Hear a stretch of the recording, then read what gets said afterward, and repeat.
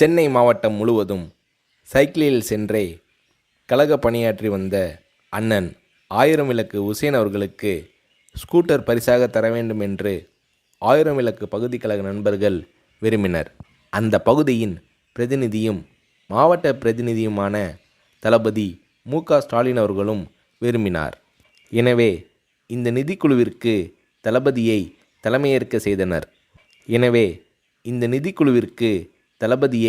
தலைமையேற்க செய்தனர்.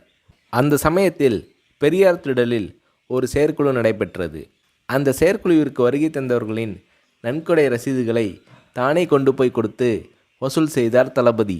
இப்படி பல்வேறு கழக நண்பர்களிடம் வசூல் செய்து ஆயிரம் விளக்கு பகுதி கழகத்தின் சார்பில் தலைவர் கலைஞர் அவர்களிடம் நிதி வழங்கப்பட்டது.